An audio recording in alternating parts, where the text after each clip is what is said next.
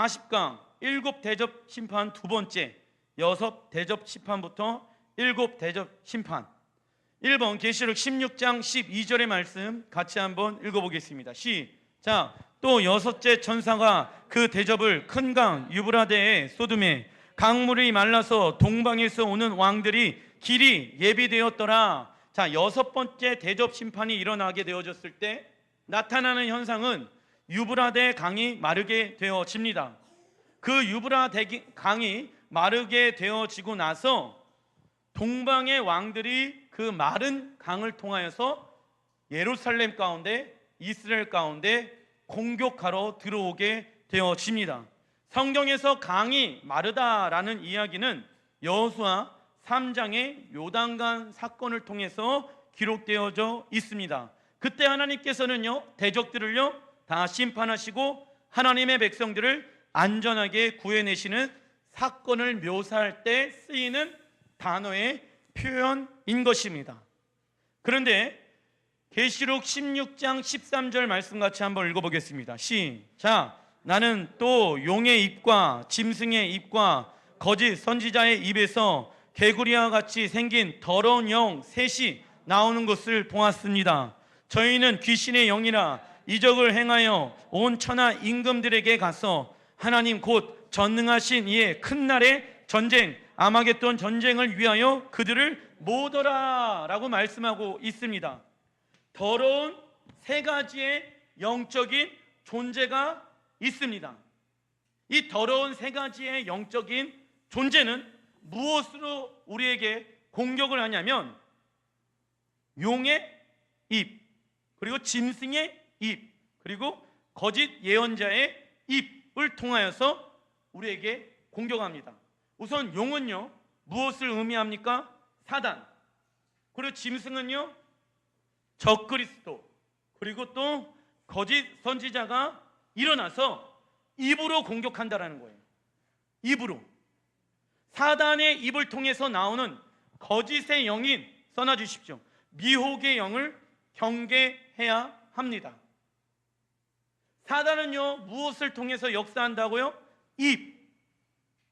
그래서 뭐가 망정이래요? 우리는 입이 망정이라고 얘기합니다. 왜냐? 사단은요 내 입 가운데 입을 통하여서 거짓의 영이 풀어질 수 있게끔 역사한대요. 다른 것을 통하여서 공격하는 것이 아니라 사단은요 입을 통하여서 우리에게 공격한다. 그리고 그 입을 통하여 나오는 메시지를 통하여서 미혹되어진다라는 것입니다. 더러운 세 가지 영이 온천하 임금들에게 가는 이유가 있습니다. 열방을 속여 아마겟돈 전쟁에서 써놔 주십시오. 하나님과 대적의 관계를 만들기 위함입니다.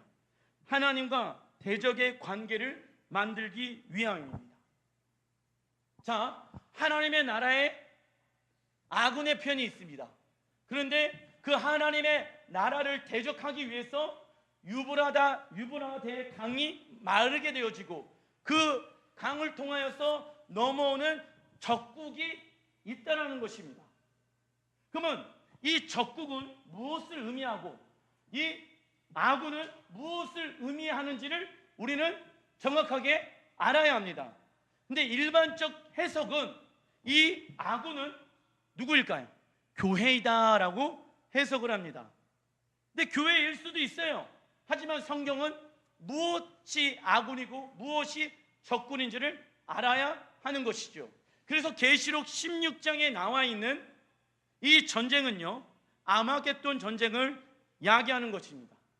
그런데 계시록 16장에 나와 있는 이 아마겟돈 전쟁은 에스겔서에 나와 있는 곡과 마곡의 전쟁과 동일한 전쟁으로 묘사되어져 있습니다. 사단의 정체를 우리에게 알려주는 이유가 있습니다.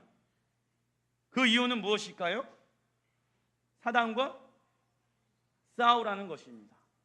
써놔 주십시오. 사도 요한이 더러운 세 가지의 영을 우리에게 알려주는 이유는 사단과 싸우라는 것입니다.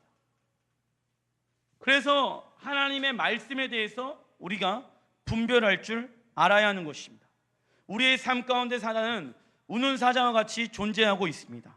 지금 왜 이러한 일이 일어나고 있는지, 뒤에서 누가 미혹하고 있는지, 조종하고 있는지를, 또 누가 우리를 지배하고 다스리고 있는지를 알려주고 있는 것입니다.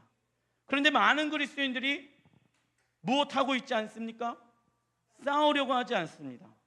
어디만 가면 됩니까? 천국만 가면 된다라고 생각을 합니다. 이것은 잘못된 믿음이다.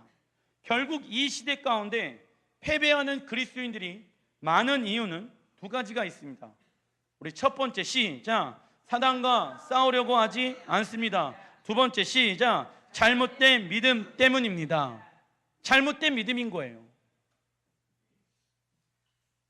계시록 16장 15절 읽어보겠습니다. 시작. 보라, 내가 도적같이 오리니 누구든지 깨어 자기 옷을 지켜 벌거벗고 다니지 아니하며 자기의 부끄러움을 보이지 아니하는 자가 복이 있도다. 자, 예수님께서는요, 마지막 때에 아마게돈 전쟁이 일어나게 되어졌을 때 첫 번째, 깨어 있어라. 두 번째, 옷을 벗고 다니지 말아라. 옷 벗고 다니면 망신이죠. 예수 그리스도의 십자가의 보혈로 말미암아 우리에게 다 의의 옷을 주셨습니다. 그런데 의의 옷을 예수 그리스도의 십자가를 통해서 회복되어졌다라는 것이죠. 그런데 이 의의 옷을 벗지 않으려면 무엇 해야 합니까? 깨어 있어야 하는 것이죠. 그러면 깨어 있는 것은 무엇을 의미할까요? 기도하는 거요? 말씀 보는 거요? 예배 드리는 거요? 그럴 수도 있겠죠. 그러면 언제 그리스도인들이 깨어 있는지 아십니까? 예수님의 가르침대로 살아가게 되어졌을 때, 그것이 깨어 있는 거예요. 그런데 세상의 가르침대로 살아가게 되어졌을 때는 우리는 예수님이 우리에게 주신 의의 옷을 어떻게 되어질까요? 벗어버리게 되어진다. 그래서 하나님 보시기에 부끄럽게 살고 있는 거예요. 내 영혼이 깨어 있을 수 있는 유일한 방법은요, 기도해야 되는 건 맞죠. 예배 드려야 되는 건 맞죠. 하지만은 내 영혼이 예수님의 가르침대로 살아가게 되어졌을 때 우리의 영혼이 깨어 있을 수가 있는 거예요. 그래서 그 예수의 가르침대로 살길 원하니까 기도하고 말씀 보고 예배 드리는 것입니다. 그런데 예수의 가르침대로 살아가면은 세상 사는 것이 재미있을까요? 재미없을까요? 이게 문제라는 거예요. 예수의 가르침대로 살아가게 되어지면 세상 살아가는 것이 재미없다라고 생각한다는 거예요. 왜? 세상의 것들이 너무 재미있기 때문에, 세상의 맛을 내가 알기 때문에. 그렇다라고 하면은 예수 안에 있는 맛을 알까요? 모를까요? 예수 안에서 살아가는 그 맛이 세상 맛을 알아가는 것보다 훨씬 더 비교할 수 없을 정도로 재미있다라는 거예요. 예수의 인도하심을 받아서 하루 살아가는 것이 얼마나 익사이팅한지 모릅니다. 얼마나 신비한지 모릅니다. 얼마나 놀라운지 모른다라는 거예요. 와, 하나님이 나에게 이렇게 예비해 놓으셨구나. 와, 하나님이 이렇게 역사하시는구나. 와, 하나님이 나와 이렇게 동행하는구나. 그 하나님의 은혜와 섭리를 느끼기 시작하게 되어졌을 때 세상의 것들과 비교할 수 있다, 없다? 없다. 그런데 그 예수 안에서 살아가는 맛을 내가 잃어버렸기 때문에 세상의 맛대로 살아간다는 거예요. 그러니까 예수가 우리에게 주신 그 의의 옷을 벗어버리는 거예요. 그리고 벌거벗고 다니면서 창피한데도 불구하고, 하나님 보시기에 창피한데도 불구하고 그렇게 벌거벗고 다니면서 살고 있다는 거예요. 우리 주연이가 예전에 어렸을 때 교회에서 여름날 빨개 벗고 다니면서 물놀이를 하고 있더라고요. 누가 창피할까요? 내가 창피한 거예요. 내가 옷을 벗은 것 같아. 그런 느낌이 있어요. 주연아 일로 와라. 옷 입자. 왜? 그 아이의 부끄러움을 내가 덮어주고 싶거든요. 이게 하나님 아버지의 마음인 거예요. 우리의 부끄러움을 당신의 하나밖에 없는 예수 그리스도의 십자가를 죽이면서 의의 옷을 입혀주셨다는 거예요. 그런데 이 아이는 여름날 덥다고 놀고 싶다라는 거예요. 그래서 내가 입혀주는 옷을 어떻게 할까요? 벗어 던져버리는 거예요. 왜? 노는 거에 집중되어져 있으니까. 제가 얘기하고 싶은 것이 무엇이냐면, 우리도 세상 가운데 살아가는 것이 의의 옷을 입고 있으면 불편하단 말이에요. 세상의 법대로 살아가야지 무엇을 벌 수 있다고 생각합니까? 돈을 벌 수 있고, 세상의 법대로 살아가야지 세상에서 무엇 한다고 생각합니까? 성공할 수 있다고 생각하잖아요. 그래서 우리가 성공해야 되는 이유가 마치 하나님의 영광을 위해서 성공한다라고 얘기를 하지만은, 하나님은 그렇게 우리에게 갑작스러운 성공을 준다 안 준다? 안 준다. 왜? 감당을 할 수가 없기 때문에. 그래서 하나님은 우리를 비우게 하신다라는 거예요. 그래서 하나님의 영광이 그의 사업장 가운데, 직장 가운데, 가정 가운데, 교회 가운데 나타나길 원하신다. 그런데 여전히 내가 내 안에 가득 남아있고, 여전히 의의 옷보다는 세상이 주는, 사단이 주는 그 옷을 입길 원하는데, 어찌 주의 나라와 영광을 위해서 그 사업장과 교회가, 가정이 일어날 수 있겠느냐라는 것입니다. 깨어있는 것과 옷을 지키는 것과는 연결되어져 있는 거예요. 그러면 의의 옷을 내가 벗어버렸어요. 그러면 천국 가는 건요, 어떻게 되어질까요? 들어갈 수 있을까요? 없을까요? 의의 옷이 없잖아요. 내가 지키지 않았잖아요. 내가 깨어있지 않았잖아요.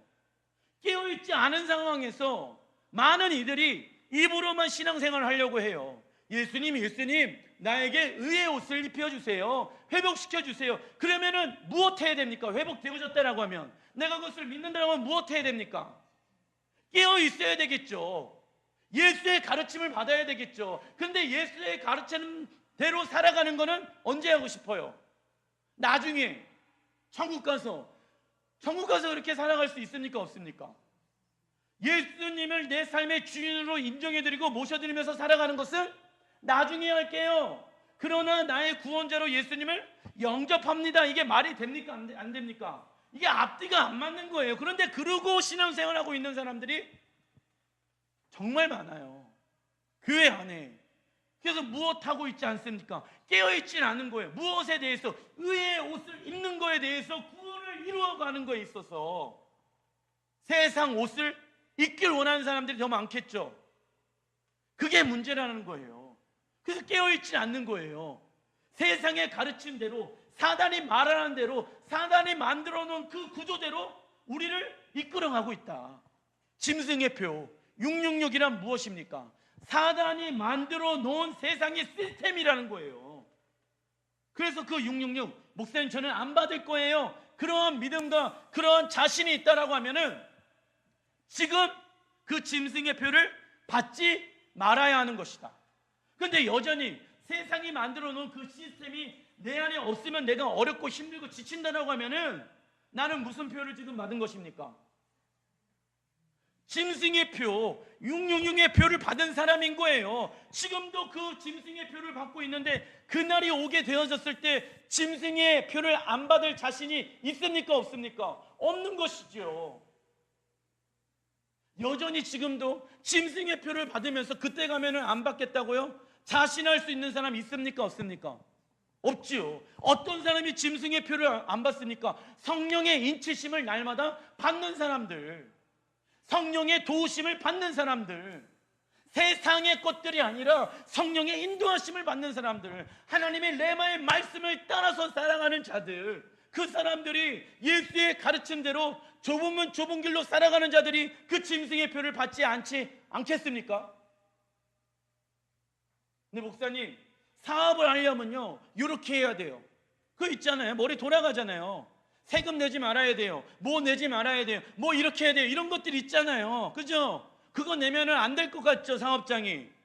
누구를 신뢰하지 못하는 것입니까? 이 사업장 누구의 것입니까? 말로는.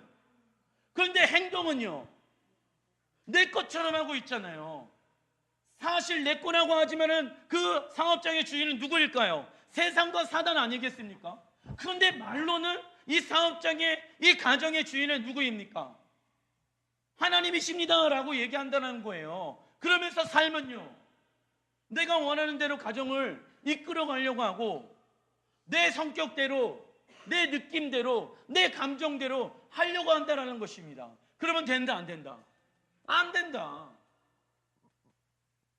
지금부터 준비하지 않으면 그 표는 받을 수 있다라는 것입니다. 써놔주십시오. 아마겟돈 전쟁에서 준비해야 할 것은 하나님께서 우리에게 예수님의 십자가 사건을 통해서 거룩한 옷 주신 그 거룩한 옷을 지키는 것입니다. 깨어있지 않으면 거룩한 옷을 지키지 못한다. 우리의 영혼이 깨어있을 수 있는 방법은 예수님의 가르침을 선택하는 것. 써놔주십시오. 예수님의 가르침을 선택하는 것. 그리고 우리의 영혼을 잠들 수 있게 하는 방법은 세상의 가르침을 선택하는 것. 진짜 예수님이 오시는 것을 기다리는 사람들의 삶이란, 써놔주십시오. 오늘 밤 방문하실 수 있다라는 것을 전제로 살아가는 자입니다. 종말론적인 신앙이죠. 오늘 밤 예수님이 방문하실 수 있다는 것을 전제로 살아가는 자. 오늘 예수님이 오실 수 있다. 그러면 회개할까요? 안 할까요? 그러니까요. 회개하겠죠. 그런데 머리 안에 예수님이 오늘 안 오시고 언젠가는 오신다라고 생각하면요 회개합니까? 안 합니까? 안 하죠. 디모데전서 6장 12절 시작. 믿음의 선한 싸움을 싸우라. 영생을 취하라.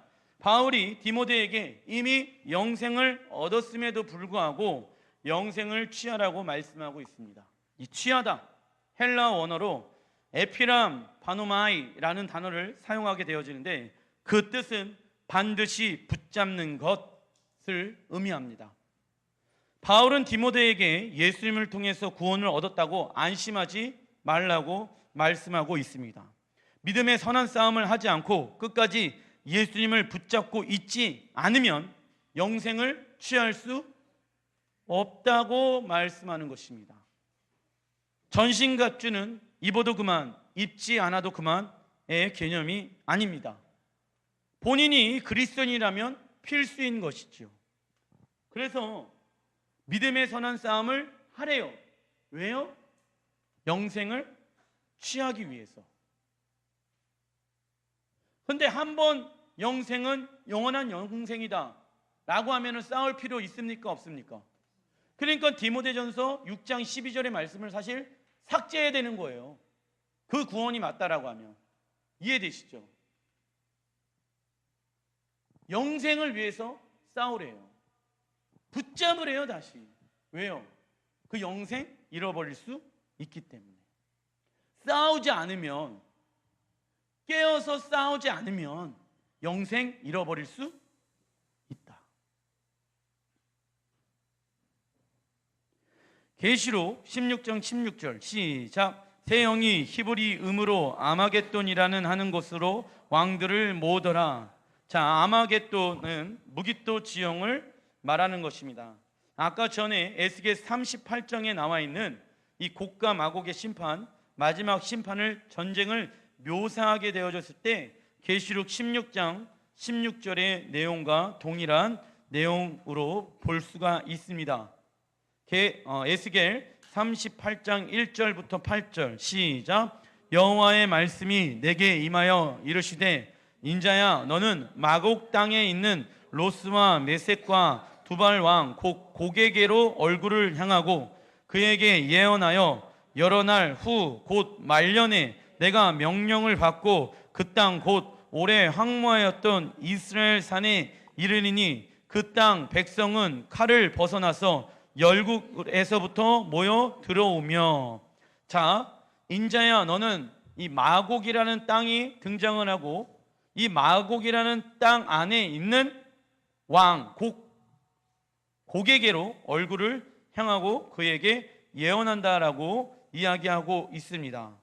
이는 에스겔 38장에 나와 있는 이 전쟁은 첫 번째 곡과 마곡의 전쟁을 의미하는 것이며 아마겟돈 전쟁, 계시록 16장에 나와 있는 동일한 전쟁이라고 볼 수 있습니다. 그 에스겔 38장에 나와 있는 이 곡과 마곡의 전쟁은 사도 요한은 아마겟돈이라는 지역에서 일어나게 될 것이라고 예언하고 있는 거예요.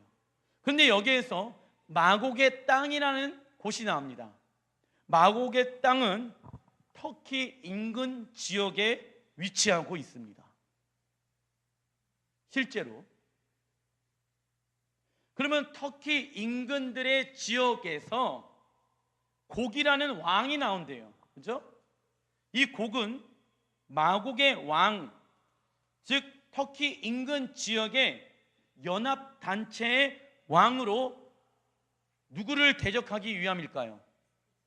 이스라엘을 대적하기 위함인 것이죠. 왜냐하면 에스겔은 어느 나라 백성입니까? 이스라엘. 그래서 이스라엘을 치러 오는데 마곡이라는 땅에서 곡들이 모인대요. 곡들이. 왜요? 마지막 때 이스라엘을 대적하기 위해서. 이해되시죠? 그러면 우리가 유추해 볼 수 있는 것이 있습니다. 터키 인근 지역의 땅들은 누구와 연합하게 되어질까요? 이슬람 국가라고 볼 수 있겠죠. 이슬람 국가의 목표, 비전 하나가 있습니다. 뭔지 아십니까? 이스라엘을 전 세계에서 없애버리는 것입니다.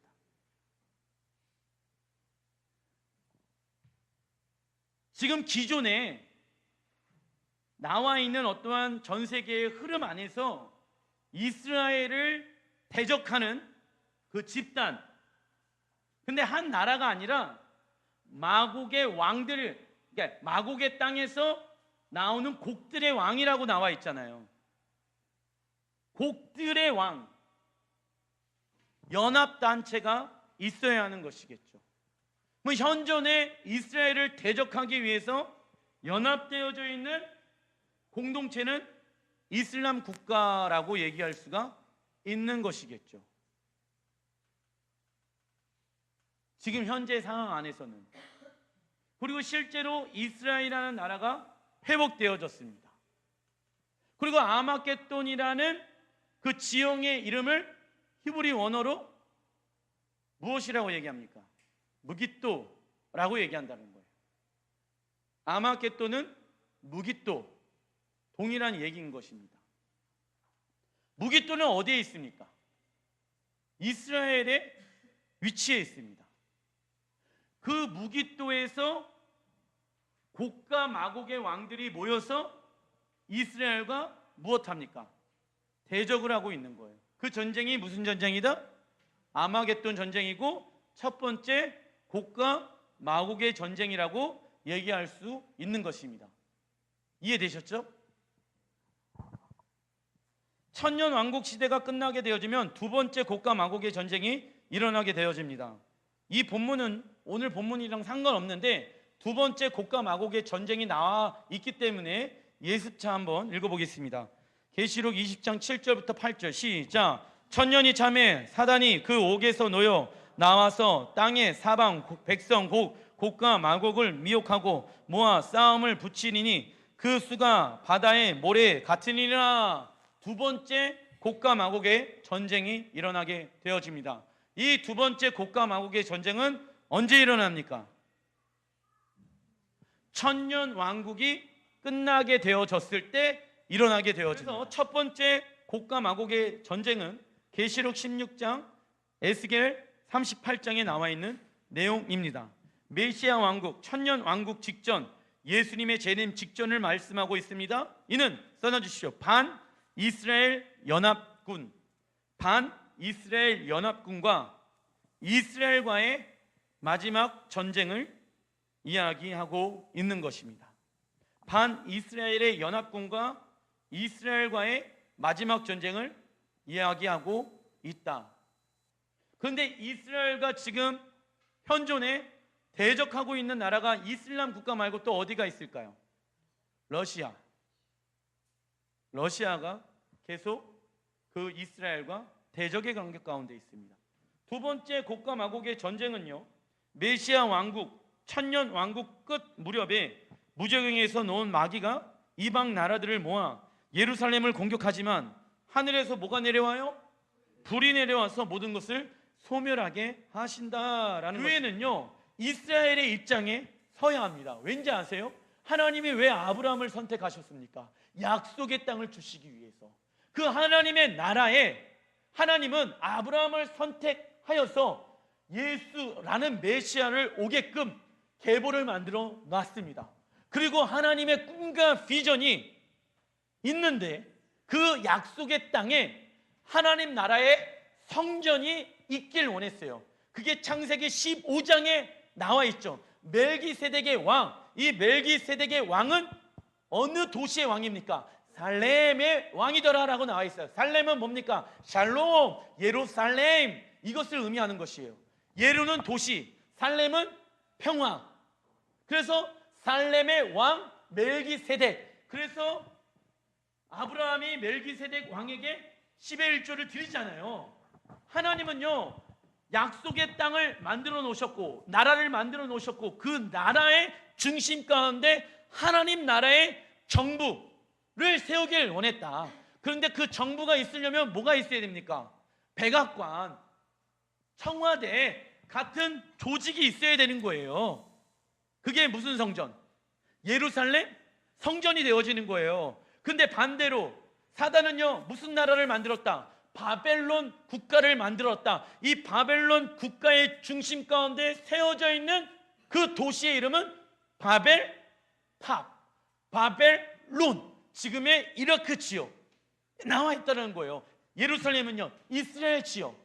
그런데 이러한 부분들 안에서 어떤 신학자들은요, 뭐라고 해석하냐면 이거는 그냥 상징적인 것이다. 이거는 그냥 의미적인 것이다. 그렇게 실제 문자 그대로 믿어서는 안 된다라고 얘기하는 신학자도 있어요. 근데 저는요, 그냥 문자대로 믿고 싶어요. 왜요? 1948년 5월 14일 날 이스라엘이 회복되어지지 않았다라고 하면은 제가 상징적으로 믿겠어요. 의미적으로 믿겠어요. 그런데 1948년 5월 14일 날 이스라엘이 재건되어졌잖아요. 계시록 37장 1절부터 2절 시작. 여호와께서 권능으로 내게 임재하시고 그의 영으로 나를 데리고 가서 골짜기 가운데 두셨는데 거기 뼈가 가득하더라. 나를 그 뼈 사방으로 지나게 하시기로 본즉 그 골짜기 지면에 뼈가 심이 많고 아주 말랐더라. 자, 저를 봐주십시오. 이 에스겔 37장 38장 이어져 있습니다. 근데 38장은 아까 곡과 마곡의 전쟁 이꼬르 뭐다? 아마게돈 전쟁이다. 그런데 에스겔서 37장의 내용은 뭐냐면 마른 뼈 환상에 대해서 에스겔이 보게 되어집니다. 그래서 하나님, 우리는 보통 그 대상을 하나님, 나의 영혼이 마른 뼈 같습니다. 나를 회복시켜 주시옵소서. 하나님의 군대로 일어나게 해 주시옵소서 라고 해석을 합니다. 그렇게 해석해도 상관없습니다. 그런데 중요한 건 이 1차적 대상은 누구인가가 중요한 것이죠. 마른 뼈를 누구로 보고 있고 하나님은 마지막 때 누구를 군대로 쓰시길 원하시는지를 우리는 정확하게 알아야 하는 거예요. 그게 성경에 정확하게 나와 있습니다. 에스겔 37장 11절 시작. 또 내게 이르시되 인자야, 이 뼈들은 이스라엘 온 족속이라. 그들이 이르기를 우리의 뼈들이 말랐고 우리의 소망이 없어졌으니 우리는 다 멸절되었다 하느니라. 그 뼈들의 주인공은 누구래요? 교회가 될 수 있다 없다? 이방인이 될 수 있다 없다? 없는 거예요. 그 뼈들은 이스라엘 족속이 되어졌다라고 나와 있죠. 그런데 우리가 대체 신학으로 인해서 우리가 무엇이 되어졌습니까? 영적 이스라엘이 되어졌다라고 얘기하잖아요. 물론 믿음으로 그렇게 취하는 것도 괜찮습니다. 그러나 이 마른 뼈들을 다시 살리겠다라고 얘기하고 있는 1차적 대상은 이스라엘 족속이라고 나와 있잖아요. 그런데 1948년 5월 14일 날 이스라엘 나라가 어떻게 되어졌어요? 재건되어졌잖아요. BC 587년도 바벨론 왕에 있는 느부갓네살 왕을 통하여서 이 예루살렘 성전은 무너지게 되어지고, AD 70년도 로마 디도스 장군을 통하여서 이 예루살렘 성전은 완벽하게 무너지게 되어지고, 약 2000년 동안 유대인들은요 전 세계 가운데 뿔뿔이 다 흩어졌습니다. 그런데 뿔뿔이 흩어져 있는 그 민족들을 하나님께서 모으셔서 이 뼈들을 내가 다시 살리겠노라, 군대로 만들겠노라 라고 에스겔 선지자에게 하나님이 예언해 놓으셨다. 할렐루야.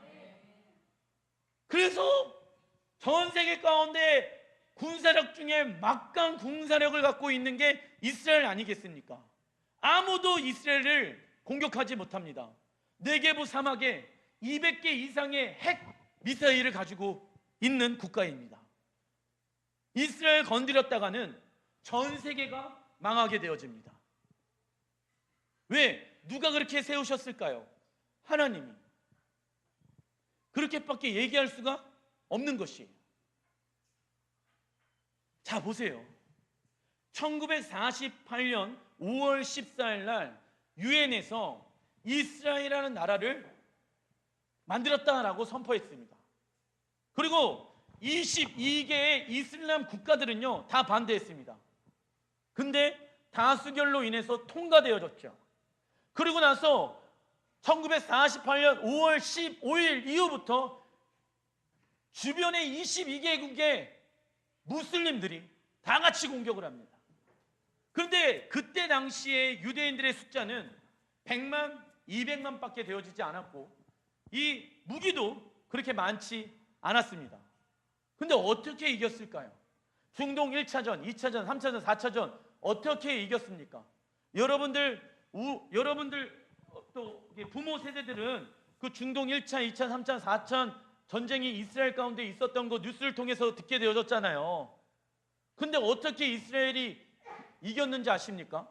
하나님의 은혜로.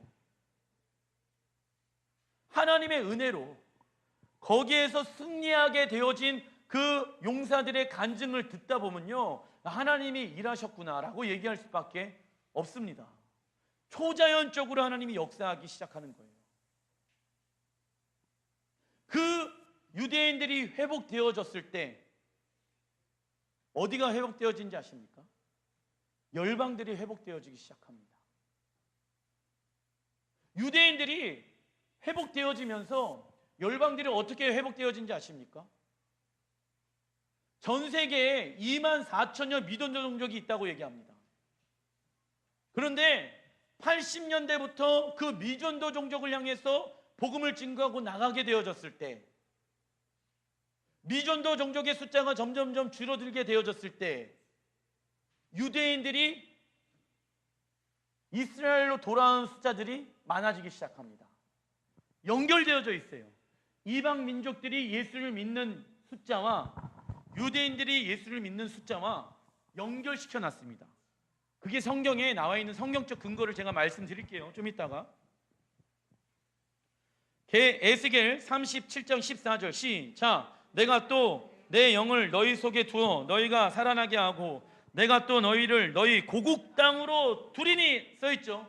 고국 땅으로, 이스라엘 땅으로 두리니 시작. 나 여호와가 이 일을 말하고 이룬 줄을 너희가 알리라. 여호와의 말씀이니라. 아멘. 하나님의 말씀은 반드시 이루어집니다. 할렐루야.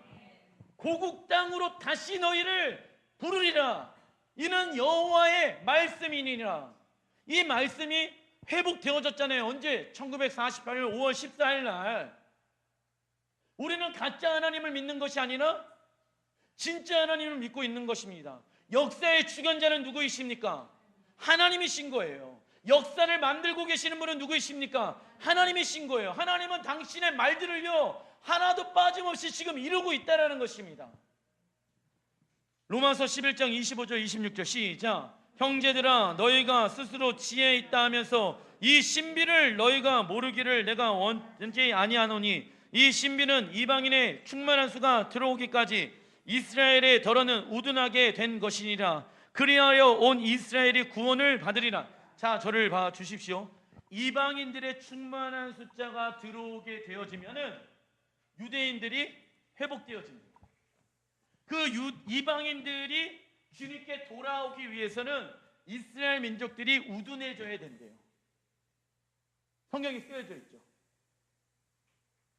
이방인들이 숫자가 차야지만이 유대인들이 그 우둔함 안에서 벗어날 수가 있는 거예요.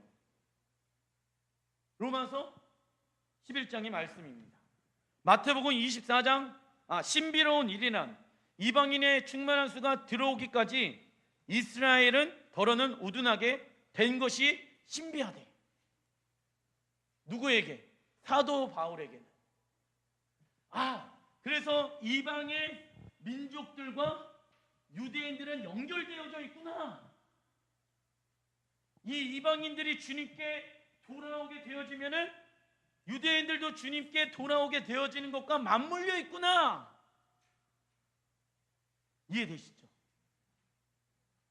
이거를 신비로 깨닫는 거예요. 그래서 사도 바울이 왜 서아시아 쪽으로 복음을 전한지 아십니까? 그 당시에 서아시아는 어느 지역입니까? 터키 지역, 그리스 지역이에요. 그게 어느 때 가르침이었습니까? 그리스 로마 시대 때 그 지역을 서아시아 지역이라고 얘기한 거예요. 근데 지금 우리 아시아 대륙도 있죠. 이게 그래서 그냥 아시아, 여기는 서아시아라고 얘기를 했다라는 것입니다. 그런데 그 당시 지구는 어떻다? 네모나다. 갈릴레오가 지구가 동그랗다라는 것을 알아내기 전에 세계 지도는 지구는 네모나다. 그래서 배를 타고 바다로 나가게 되어진다라고 했을 때 지옥으로 떨어진다라고 생각했어요. 그래서 사도 바울이요, 왜 한 지역에 정착 안 한지 아십니까? 왜 미친 사람처럼 여기 갔다 저기 갔다 저기 갔다 저기 갔다 왜 교회 개척한지 아십니까? 모든 민족에게 복음이 증거되어야 그제야 무엇이 오기 때문에? 끝이 오기 때문에. 그제야 유대인들이 주님께 돌아올 수 있기 때문에. 우리 가족, 우리 유대인 친구들 구원받아야 돼. 그런데 그 눈을 가리고 그 귀를 가리고 그 마음을 우둔하게 만드신 분이 누구래요? 하나님이시래요. 왜? 그들이 쓰러짐으로 인해서 이방인들이 일어나기 위함이더라. 이방인 교회들에게 너희들은 누구처럼 신앙생활하지 말아라. 이스라엘처럼 신앙생활하지 말아라. 이스라엘 너희들이 열방을 향해서 나가야 되는데 이 이스라엘 나가요? 안 나가요? 안 나가요. 선민사상, 잘못된 사상 때문에. 그러니까 하나님이 어떻게 하십니까? 흩어버리는 거예요. 이방 가운데. 너희들이 생각하고 있는 그 이방들 가운데 내가 흩어버린다. 근데 원래 하나님은 흩어지길 원하세요. 자발적으로. 그래서 하나님의 나라를 온 열방 가운데 드러나는 축복의 통로로 이스라엘 쓰길 원했는데 자기네들만 선민사상이라는 거예요. 잘못됐죠. 그러니까 하나님이 흩어버린 거예요. 그리고 나서 그 구원의 복된 소식을 이방인들에게 준 것입니다. 그 이방인들이 그 구원의 복된 소식을 다 열방이 듣게 되어졌을 때 마지막 주자로서 유대인들이 일어나게 되어진대. 이게 신비래요. 누구에게는? 사도 바울에게는. 왜?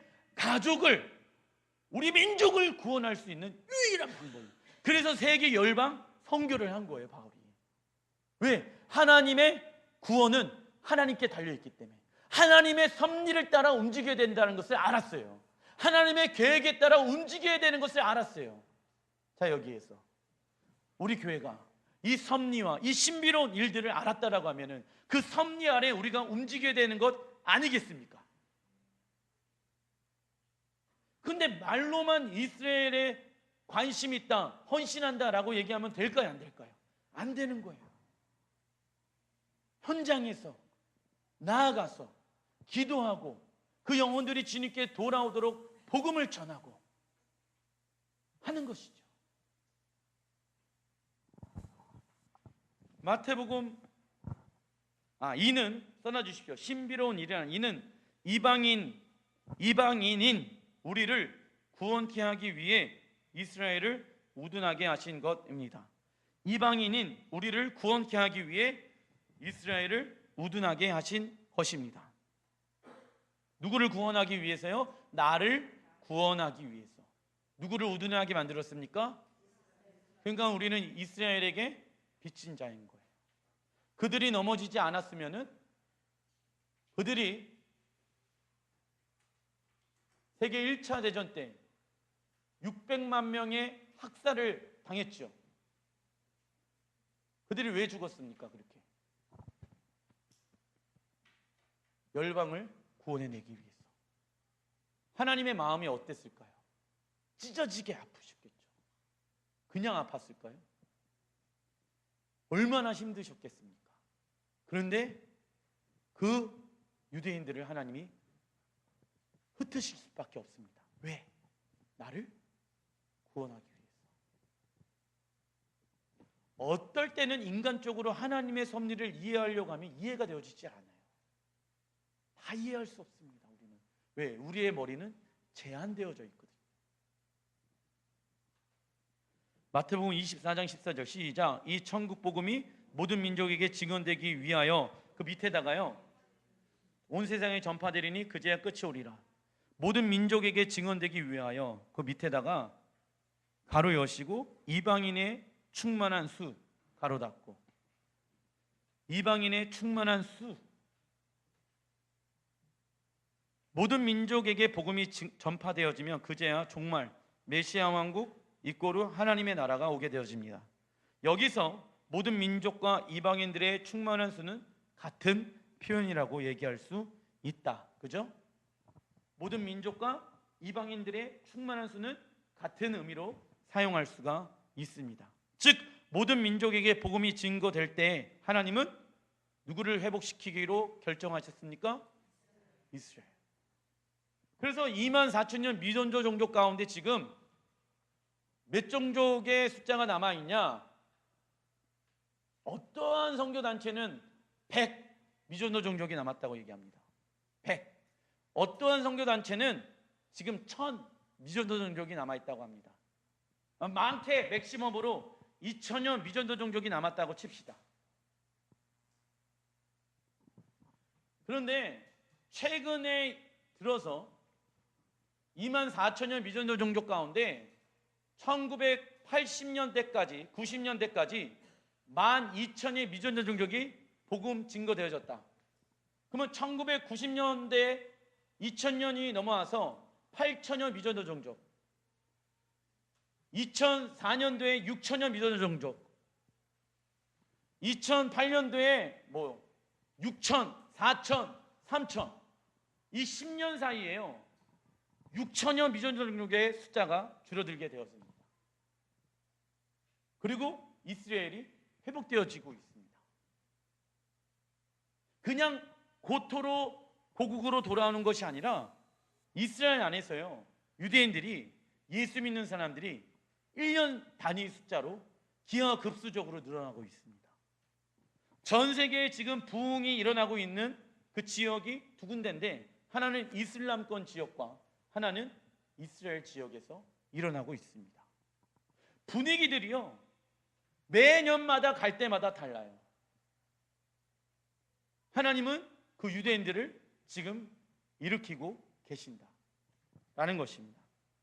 자, 이러한 상황 안에서 에스겔 38장 8절 시작. 여러 날 후 곧 말년에 내가 명령을 받고 그 땅 곧 오래 황무하였던 이스라엘 산에 이르느니 그 땅 백성은 칼을 벗어나서 열국에서부터 모여 들어오며. 자, 열국에서부터 모인다라고 말씀드렸죠.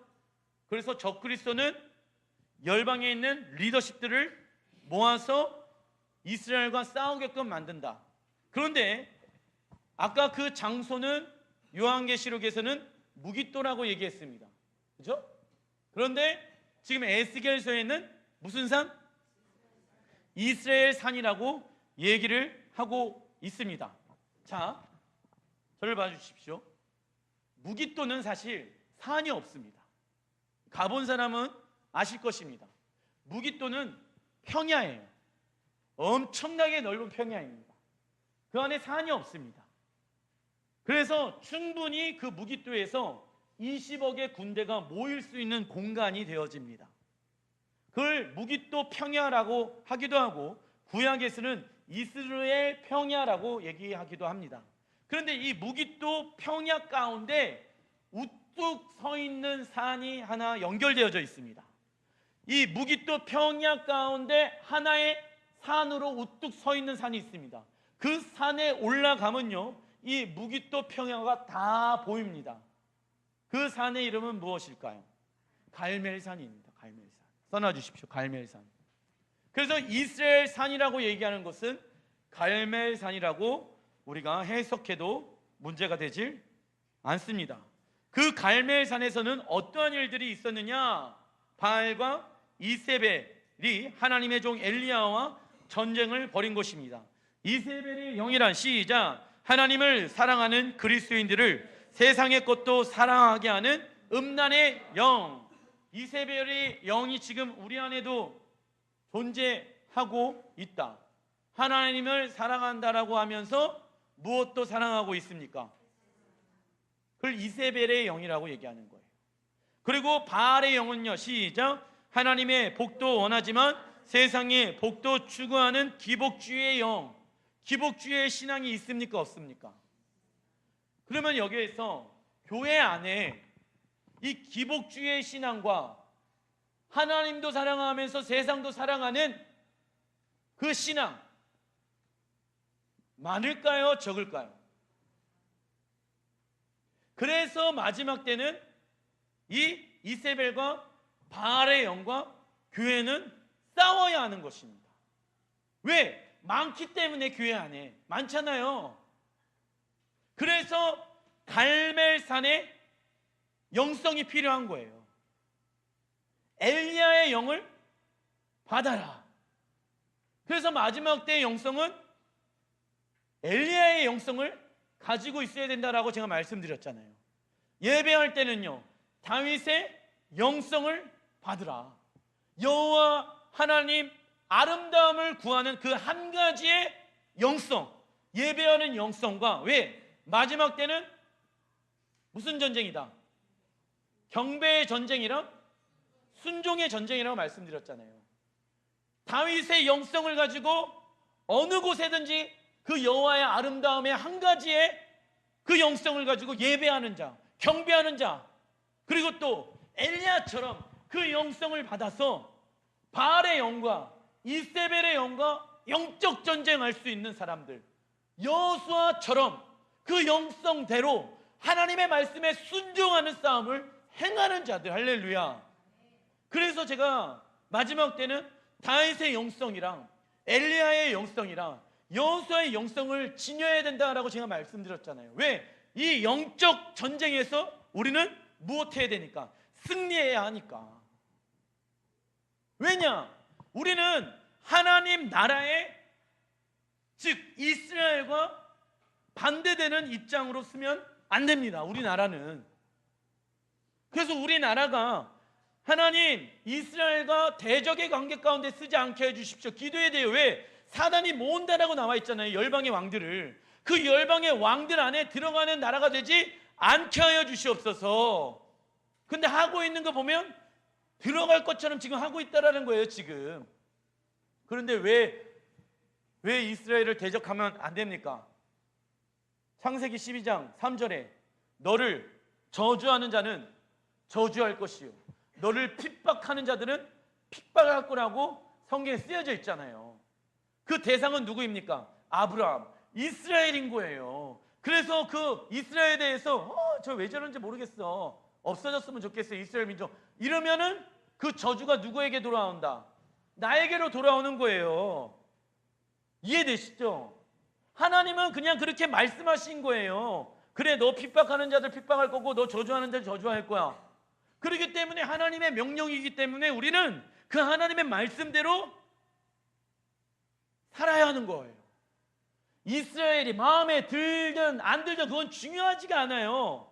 내 인간적인 그 나라에 대한 평가 그거 중요하지 않아요. 왜? 성경에 나와 있는 것이 중요하기 때문에. 목사님, 제가 봤을 때는요 이스라엘 좀 안 좋은 거, 그거 중요하지 않다니까요. 그건 여러분들의 판단과 여러분들의 사고인 거예요. 그 사고를 성경으로 바꾸어야 하는 건 아니겠습니까? 스가랴 14장 2절부터 4절 시작. 내가 이방 나라들을 모아 예루살렘과 싸우게 하리니 그때 여호와께서 나가사 그 이방 나라들을 치시되 이왕의 전쟁 날에 싸운 것 같이 하시리라. 그날에 그의 발이 예루살렘 앞 곧 동쪽 감난산에 서실 것이요. 예수님이 오신대요.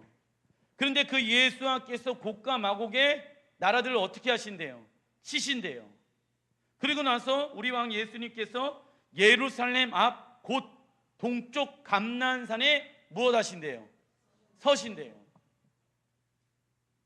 예수님께서 처음 오시는 곳이 어디다? 예루살렘 성전 앞 동쪽에 있는 감람산에 서실 것입니다. 그게 어디에 나와 있습니까? 성경적으로 사도행전 1장 11절 시작. 이르되 갈릴리 사람들아 어찌하여 서서 하늘을 쳐다보느냐? 너희 가운데 하늘로 올려지신 이 예수는 하늘로 가심을 본 그대로 오시리라 하였느니라. 감난산 동문 쪽이 예루살렘 써나시오 황금문. 예수님은 이 말씀 그대로 성취시킬 것입니다. 에베소서 2장 11절부터 14절에 보게 되어지면 그때 너희는 그리스도 밖에 있었고 이스라엘 나라 밖의 사람이라. 약속의 언약들에 대해서는 외인이요 세상에서는 무엇이 없대요? 소망도 없고 하나님도 없는 자이더라. 누가요? 우리가. 그죠? 13절 읽어보겠습니다. 시작. 이제는 전에 멀리 있던 너희가 그리스도 예수 안에서 그리스도의 피로 가까워졌느니라. 누가 앞에? 하나님 앞에. 14절 시작. 그는 우리의 화평이신지라 둘로 하나를 만드사 원수된 것을 곧 중간에 막힌 담을 자기 육체로 허시고 이는 이 둘로 자기 안에서 한 세 사람을 지어 화평하게 하시고 또 십자가로 이 둘을 한 몸으로 하나님과 화목하게 하려 하심이니라. 그리스도의 밖에 있었고 하나님과 상관이 없었던 사람이었어요. 누가? 이방인인 우리가. 원래 하나님과의 관계 가운데 있는 사람들 누구입니까? 유대인들. 그죠? 그 유대인들과 이방인들이 예수 그리스도의 피로 말미암아 무엇 되어졌대요? 하나 되어졌대요. 그 사람을 무슨 사람? 한세 사람이라고 얘기하다는 미혹의 영으로 초자연 역사를 통하여서 열방이 이스라엘 나라에 서지 못하게 할 것입니다. 그러나 하나님께서는 열방의 군대를 이스라엘 예루살렘으로 모으실 것입니다. 하나님은 창세기 14장 때부터 예루살렘을 하나님의 나라의 성으로 예배해 놓으셨습니다. 그리고 당신의 아들 예수님을 이 땅 가운데 다시 오실 때 그 예루살렘 성전의 왕으로 입성시킬 것입니다. 그래서 교회는 이스라엘 예루살렘 앞에 정렬되어야 하는 것입니다. 정렬, 왜 정렬되어져야 하는지 아십니까? 하나님이 그렇게 만들어 놓으셨어요. 예루살렘 앞에 우리가 쓰게끔 만들어 놨다. 그때 우리가 정렬되어야 한다. 왜? 그분은 왕이시기 때문에. 군대 가보신 분들은 아실 거예요. 정렬 행사라고 얘기하고 있거든요. 사단장이 뜨잖아요. 그럼 모든 군인들은요 그 사단장 앞에 정렬합니다. 그 사단장을 맞이하기 위해서. 그래서 부대에 정렬 경례 한단 말이에요. 왜 하는지 아세요? 질서. 사단장이 우리의 리더십입니다. 정렬이란 시작. 하나님의 질서에 복종하는 것이며 이 땅에 하나님의 나라를 세우시도록 자신을 준비하는 것입니다. 그러니까 우리는 항상 예루살렘 앞에 정렬하는 그러한 그림들을 그려야 하는 것입니다. 우리의 마음은 일본에 가 있지만, 우리의 육체는 한국에 와 있고 일본에 가 있지만은 열방 가운데 가 있지만은 우리의 마음은 항상 하나님 예루살렘 성전 앞에 정렬되어야 하는 거예요. 왜? 예수와를 맞이하는 그때 내가 그 앞에 서게 되어질 것이기 때문에. 죽어도 상관없어요. 왠지 아세요? 주님이 다시 오시게 되어졌을 때 죽은 자들을 어떻게 하신대요? 부활하신대요. 그러려면 무슨 옷을 지켜야 합니까? 거룩한 옷, 의의 옷. 그거 지켜야 되는 건 아니겠습니까? 설교 이제 처음으로 돌아가는 거예요. 다시 그거 지켜야 되는 건 아니겠습니까? 영생을 취하라. 우리 그 지키는 싸움 어디에서 합니까? 이 땅에서, 가정에서, 직장에서, 사업장에서, 학교에서 돈 버는 게 아니라, 공부하는 게 아니라 그 사단과 영적 전쟁하는 거예요. 그날 반드시 온다. 지금도 사단은 역사하고 있다. 내가 그 주님 앞에 서는 그날에 그 아마겟돈 전쟁을 참여하려면은 이 땅에서 싸움에 고수가 되어야 되는 것 아니겠습니까? 영적 전쟁에 능한 사람들이 되어야 되는 것 아니겠습니까? 그래야지 갈멜산에 올라가서 우리가 기도로 우리의 화살을 통하여서 적들을 물리칠 수 있는 것 아니겠습니까?